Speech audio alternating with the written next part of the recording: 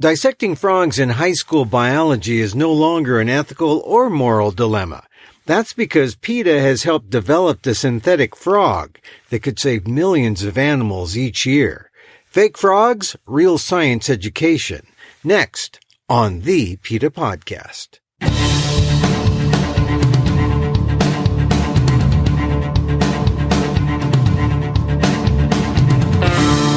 Welcome to the PETA Podcast. I'm Emil Guillermo, your host for this behind-the-scenes look at PETA, the largest animal rights organization in the world. Here we talk to the key players at PETA and the movement and ask them about how animal rights change their lives and how they stay motivated to make the world a better place for the animals. On today's episode, PETA and the company SynFrog introduce a new synthetic frog to replace the cruel dissection practices in K-12 education. It's SynFrog.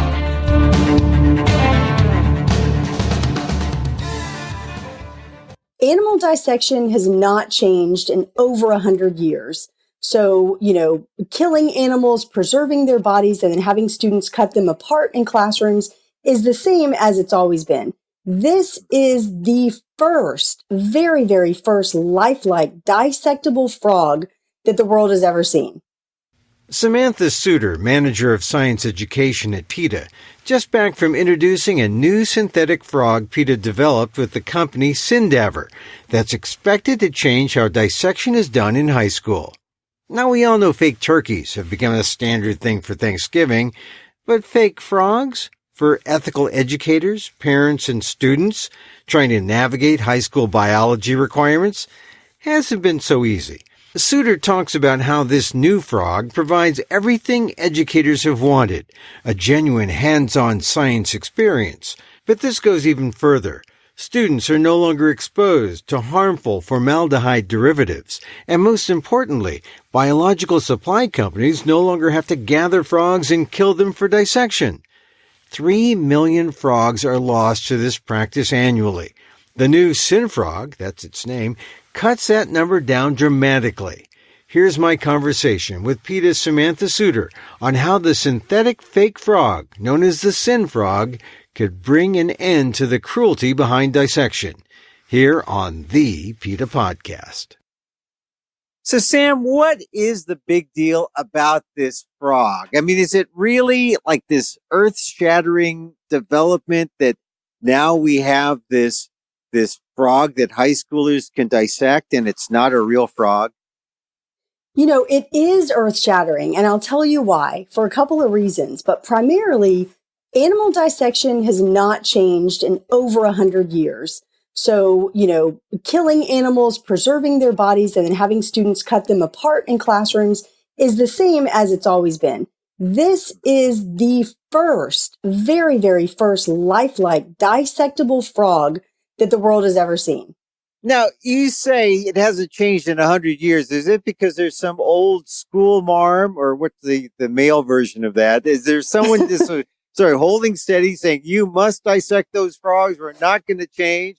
Why is it that education is so far behind here?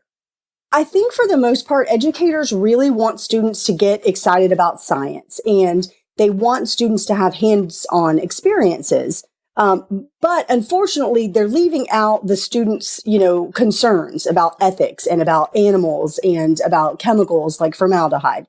So, when teachers are pushing animal dissection, they're not really looking at the whole picture. They're, maybe remembering something that happened, decades ago that excited them about science for whatever reason. And, but the SynFrog is something that students can have hands-on experience with, and they don't have to kill any frogs to do it. You say don't have to kill any frogs. Right now, to date, something like 3 million frogs are killed a year? That's exactly right. Every year, 3 million frogs. It's unconscionable. Well, wait, 3 million frogs? Are you talking about just high school frogs, designated for like high school biology classes? 3 million? That's how many lives are wasted? It's reported that 80% of students are dissecting frogs. And if you do the math on, the student population in the U.S. and how many millions of students there are, That math comes out to right at 3 million frogs every year just in the US, which again is just awful. 3 million frogs. And how many real Nobel level scientists and doctors come out of those 3 million frogs? I mean, a lot of these kids, do they even bother or do they care that they're, dissecting a frog in these leisure ways? Well, I will tell you this. My experience last week right outside of Tampa, Florida, which is where we had the world premiere of the SynFrog at a high school, and seeing the way the students interacted and dissected these SynFrogs, there was no super, high level learning, pulling organs out and that sort of thing. It's almost like, an experience. You want the students to learn the anatomy, but you do know that these are high school students. And so there's going to be a little playing around and, that sort of thing. And so it's a fun lesson, but it also, is slightly less serious than I think maybe some, teachers would hope it was.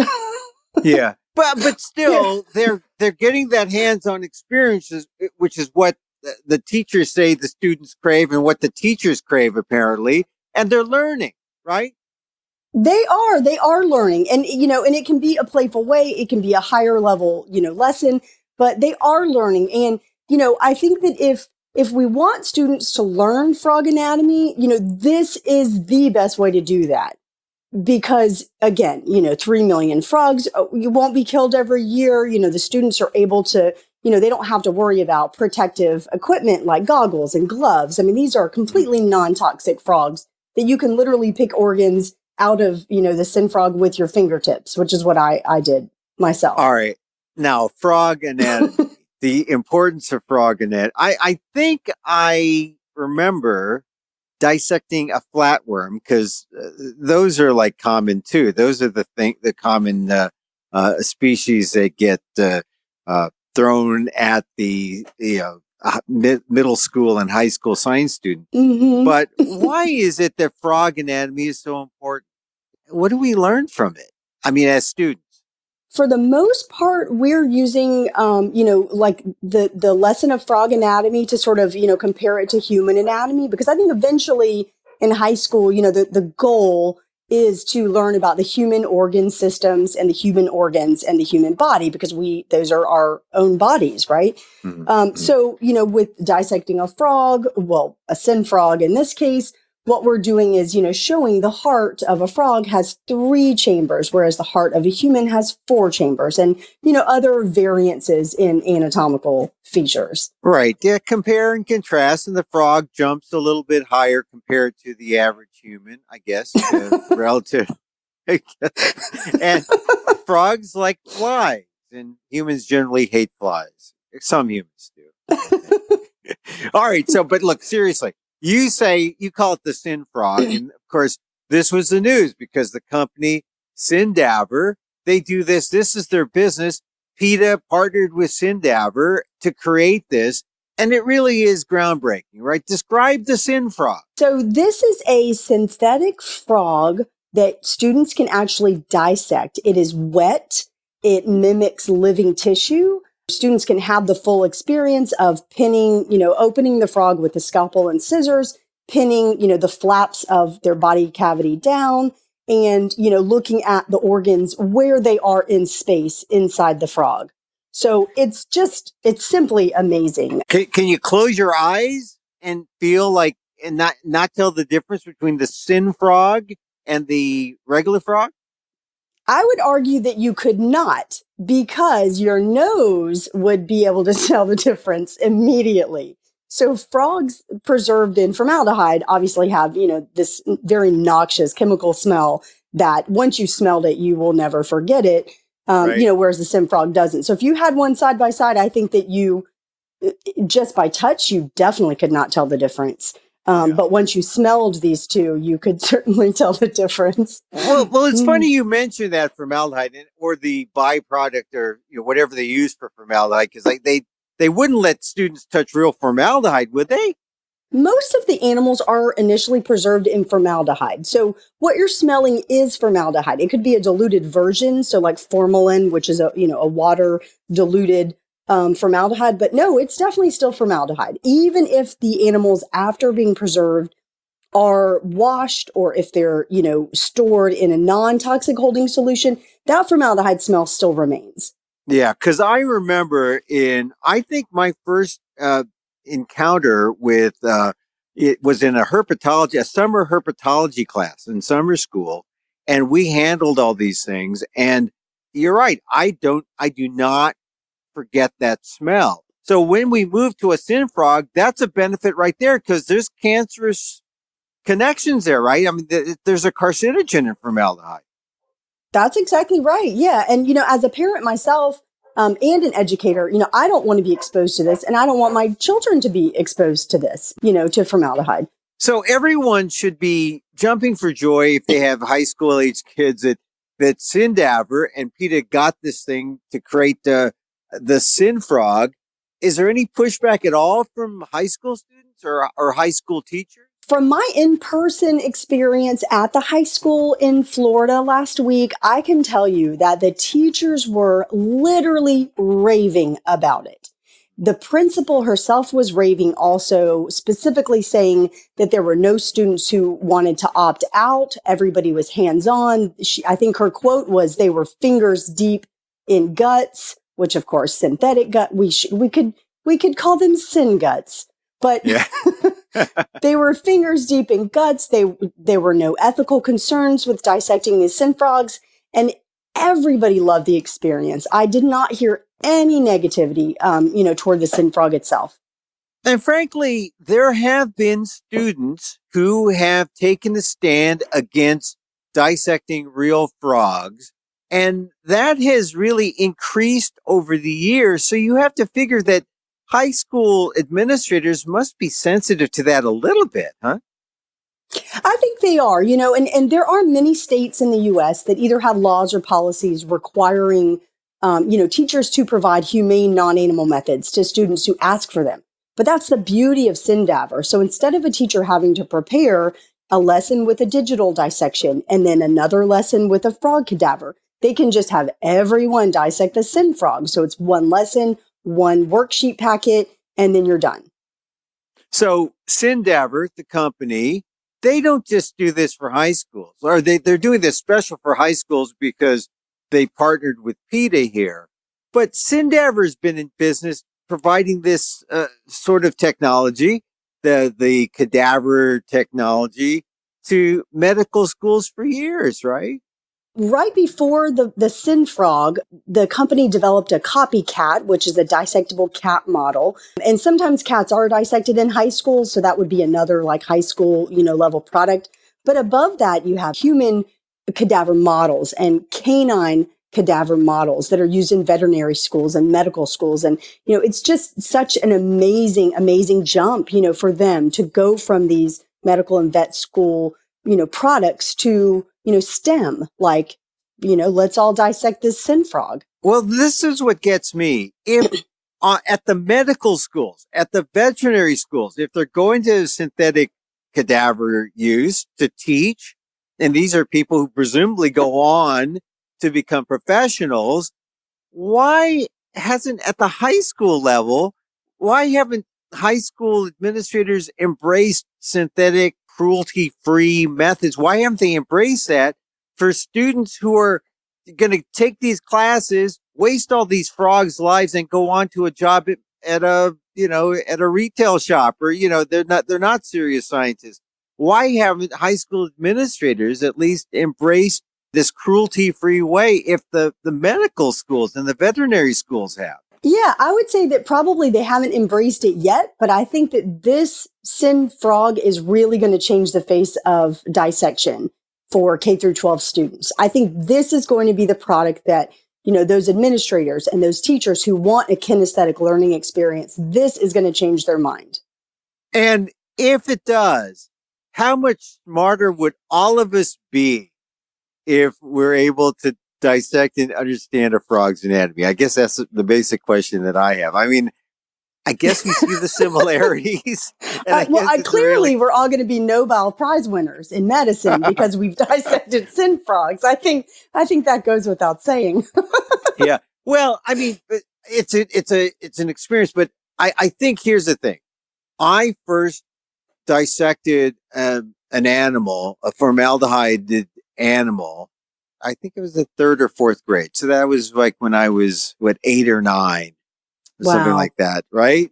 And I wasn't turned off to science. I didn't become a scientist, but there are people who, if you expose people earlier to this and they don't get turned on and they do something that's fun and cruelty free, it could mean it. I mean, that could be a difference maker, right? In some people's lives that, hey, I discovered my love of science. I'm off to become Madame Curie now, or I'm off to become, that's sort of a positive that comes out of this instead of someone being turned off, someone saying no to science because they don't have non-cruelty free methods.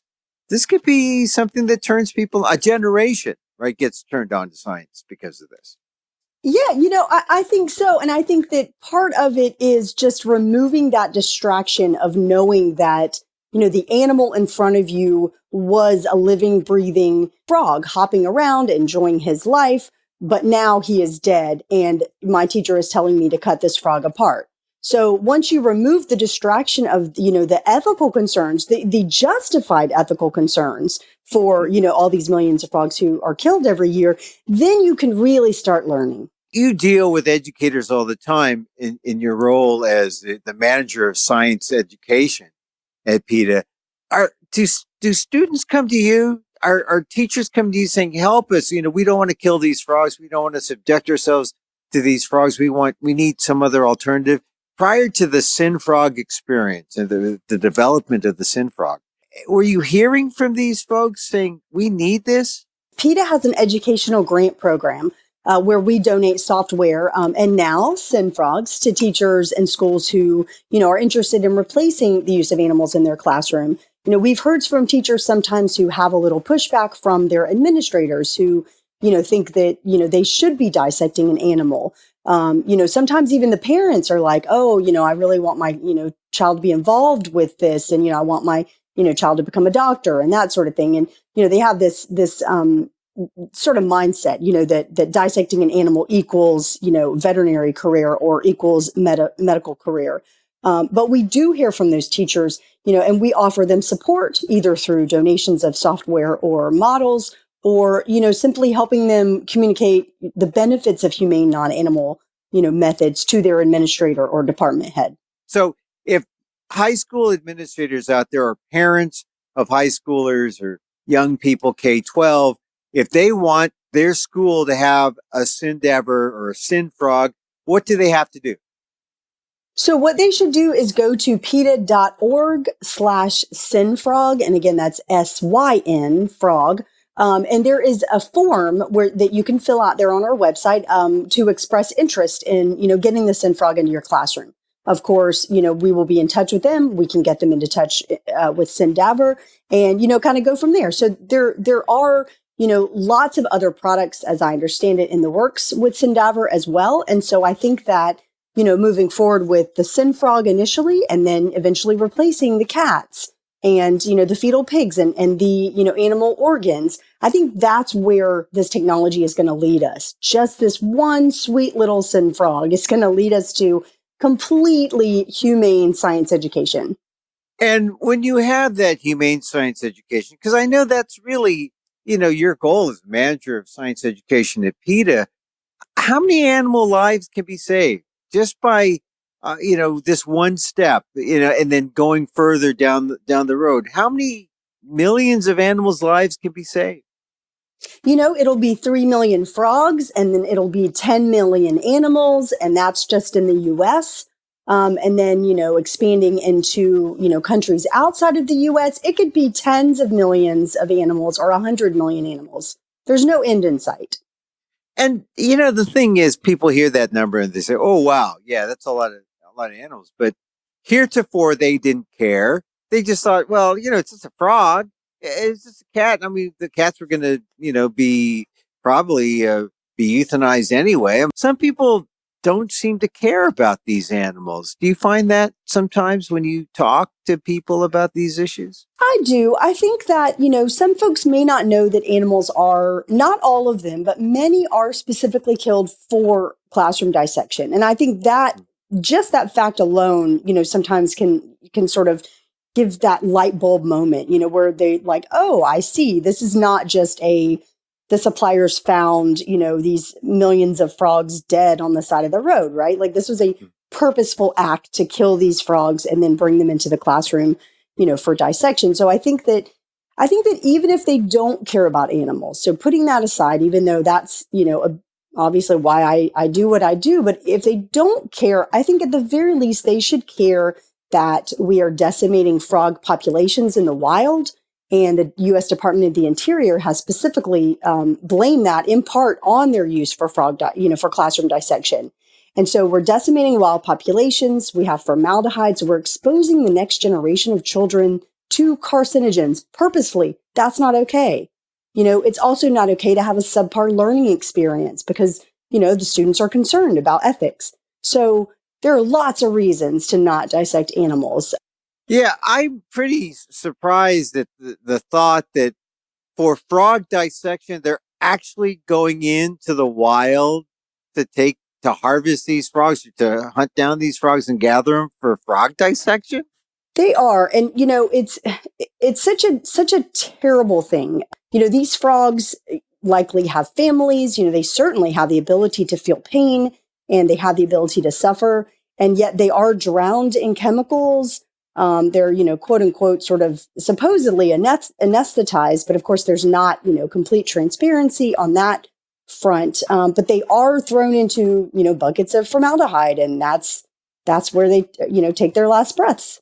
Where is the dissection frog harvest business most prevalent? Is it?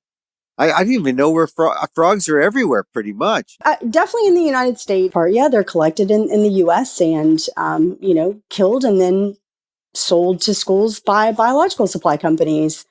And what about the impact on the worldwide dissection scene? Do you think SynFrog will have an impact not just in U.S. schools, but in all schools worldwide? Oh, I definitely think so. Unlike software that, is either in, English or Spanish or, Hindi, the SynFrog, all you really need to do is have it in front of you, right? And regardless of, what country you're in, you can understand what this product is and learn the frog anatomy, very, very easily. So there's just the, kind of one version of SynFrog that everyone can use. And I think it's going to make a huge worldwide impact. I think that there are other countries, who also are concerned about frog population declines. Yeah. So internationally, I think SynFrog is really going to make a big splash. It's a really good way to get these students excited about frogs, learn about their anatomy without having to kill them. And so PETA's involvement in this, describe what happens now. PETA helped sort of seed this project with SynDaver. What happens with PETA's involvement from here on? So we were the major funding partner, to launch this product and get SynFrog out there into the marketplace. So from here, we will continue doing what we've always done, which is advocate for the use of humane non-animal methods. We, of course, will tout SynFrog to anyone and everyone who will listen. We're certainly hoping to get some pilot program schools up and running in California so that we can, collect some data on the efficacy of these frogs. We have a lot of projects ongoing and we will, continue to push for the animals. Tell me the states that are more dissection friendly to these kind of methods, and tell me the states that are still kind of like Neanderthal states in terms of frog dissection. So South Carolina, the state where I live, does not have a dissection choice law or policy. Georgia also does not. Alabama does not. There are some southern states that, do not. And the Midwest, and then, we have South Dakota, North Dakota. Those are obviously the, less progressive states when it comes to dissection choice. But then California is a wonderful one. Florida actually has the oldest dissection choice law in the United States. So there are some progressive states. And I think that, in those states that already have provisions for students who are ethically opposed to dissecting animals, it'll be a very easy segue into using the SynFrog, but also not only using it for students who don't want to dissect animals, but also using it for all students. Mm-hmm. And this term, dissection choice, I mean, it's a real thing. I mean, it's not students have been clamoring for dissection choice for years. I mean, I think I first heard of dissection, a student complaining about dissecting a frog really, more than 10 years ago, I'm sure. I just remember it's not a news story, but now dissection choice, there's a real alternative, it seems. There is, and SynFrog is it. I think that, for many years, we have, wanted something like this, something that's more hands-on, something that's dissectable, and a little more, I think teachers want a little more than a digital dissection software program, and I think that SynFrog is it. And so now I think we just need a Syn turkey that we can use for Thanksgiving. I love that, Emil. Yes, I would love a Syn turkey or tofurkey, what have you. Tofurkey is my favorite roast. Yes. Well, we don't have to eat the turkey. The Syn turkey would just be a decorative item that we can touch and feel, and we can dissect and we can say, "Oh, it's real." It's almost like, look at the variance between us and the turkey. There's not, or I don't know. It'd just be like a decorative thing, a learning experience for Thanksgiving. Then we can have Syn pilgrims and Syn Native Americans all sitting at a Syn table. Yes, absolutely. Yeah. Hey, so Sam, really, thank you for enlightening us on dissection choice and the Syn turkey. And it is Syn turkey sounds like some kind of weird kind of I don't know. It's SYN, synthetic, right? Correct. Yes. Yeah, not SIN, sort of like something you'd find in some weird Las Vegas kind of thing. But no, Syn turkey. Oh no, SynFrog. Thank this you, is fantastic. Sam. Yes, the SynFrog is really going to revolutionize, dissection as we know it. It's just an amazing product, and I'm super excited, to save millions of frogs, and super pleased that PETA was able to partner with SynDaver to do this. And when you launched in Florida, you got a lot of news attention. We sure did. Yeah, we got tons of media hits. Tons of TV and radio spots, and it was, really great. And all of the feedback has been fantastic. Well, that's great. Sam Suiter, the manager of science education at PETA. Thanks for sharing the SynFrog story with us. Let us know on the PETA podcast if there's more updates on, more states, more schools adopting the SynFrog, and let's talk about the spreading the SynFrog gospel throughout the land. Amen. Thank you, Sam. It was my pleasure. Thank you.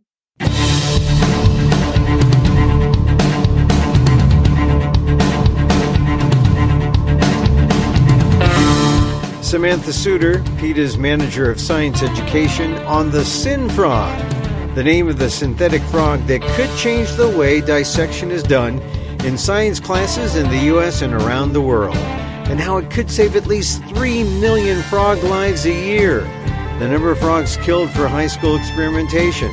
Find out more. Go to PETA.org.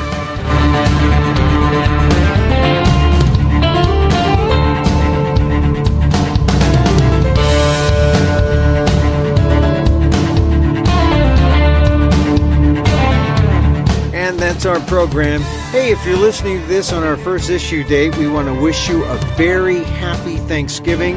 Alternatives to turkey are pretty well established. Your feast doesn't have to mean a turkey has to die. And as we know, 46 million turkeys are expected to be consumed Thanksgiving Day. Hey, go vegan and really give thanks that your meal costs no one's life.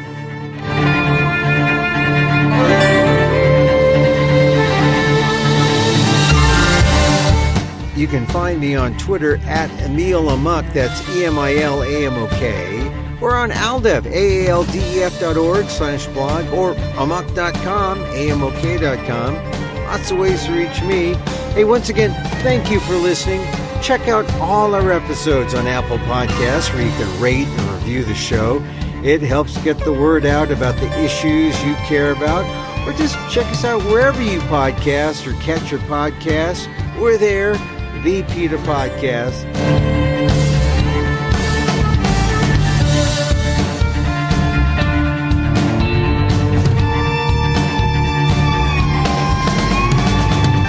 Our music is provided by CarbonWorks. Check them out on YouTube.